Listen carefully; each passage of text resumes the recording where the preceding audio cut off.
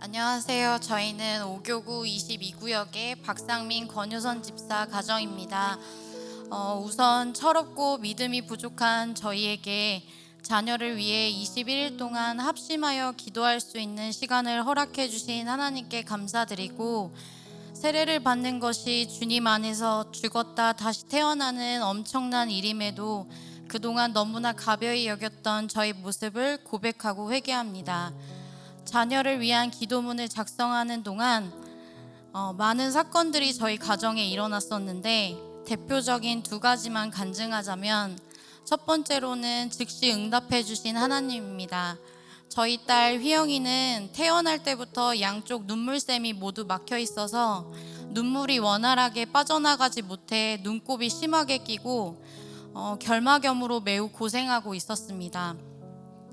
믿음이 부족한 저희는 기도로 하나님께 매달리기보다는 이런저런 유튜브를 찾아보며 영상 속 전문가가 가르치는 대로 아이에게 행하였습니다. 역시나 아무리 열심히 실천하여도 아이의 눈물샘은 뚫리지 않고 상태는 점점 심해져만 갔습니다. 아이의 고여있는 눈물을 계속해서 닦아주다 보니 눈 주변 피부는 빨갛게 부어올랐고 양쪽 눈에서 고름이 터져나오곤 했습니다. 더 이상 어떻게 더 해줄 수 있는 방법이 없어서 상심에 빠져 있을 때 기도문에 그 문제를 놓고 함께 기도하기 시작했습니다. 정말 놀랍게도 기도한 다음 날부터 더 이상 눈물이 고이지 않았고 고름도 그쳤으며 눈곱도 생기지 않았습니다. 하나님께 의탁하지 못한 무지한 저희에게 앞으로 자녀를 위해 어떻게 해야 하는지 주님께서 직접 보여주신 것입니다. 하지만 이렇게 기도 응답을 체험했음에도 고된 육아로 몸과 마음이 강팍해진 저희는 감사할 줄 모르고 기도문을 그냥 숙제로서 작성하는 날도 있었고, 서로 다투고는 나 몰라라 한 날도 많이 있었습니다. 그러던 중 21일째 마지막 기도문을 작성하는 날, 심지어 가정신방을 하루 앞둔 날이었습니다. 여느 날과 똑같이 밤에 배가 고프다고 숨 넘어가게 우는 아이를 위해 정신없이 분유를 타고 있는 상황에서 순식간에 아이가 소파에서 바닥으로 낙상하는 사고가 일어났습니다. 남편과 저 둘 다 있는 상황이었지만 갑자기 발생한 일을 막을 수는 없었습니다. 쿵 하는 소리와 함께 자지러지게 우는 아이를 보자 머리가 새하얘지면서 정신을 차릴 수가 없었습니다.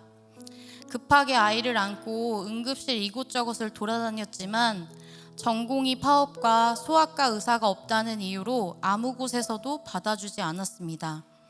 저희는 아이를 안고 울면서 차 안에서 하나님께 진심으로 회개했습니다. 신방과 세례라는 큰 일을 앞두고 합심해서 기도하지 못했던 것, 육아하면서 힘들다고 불평불만만 하고 영적으로 무장하지 못한 것, 악한 영이 너무나 쉽게 틈탈 수 있도록 방심하고 있었던 것, 셀 수 없이 많은 회개가 일어났습니다. 5곳 정도 되는 병원으로부터 모두 진료를 거절당하여 아이의 상태를 정확히 알 수 없는 채로 집으로 돌아왔지만, 차 안에서 안고 기도하는 동안 아이가 이내 안정을 되찾았고 새근새근 잠이 들어 있었습니다. 이유는 모르겠으나 저희의 마음은 조금 평안해져 있었습니다. 다음날 아침에 병원을 다시 가보자는 남편에게 저는 믿음으로 병원에 가지 말고 정해진 대로 신방을 잘 드리자며 이야기하였습니다. 정말로 감사하게도 아이는 머리에 작은 혹이 생겼지만 평소와 다름없이 잘 놀고 잘 먹고 금세 회복되었습니다.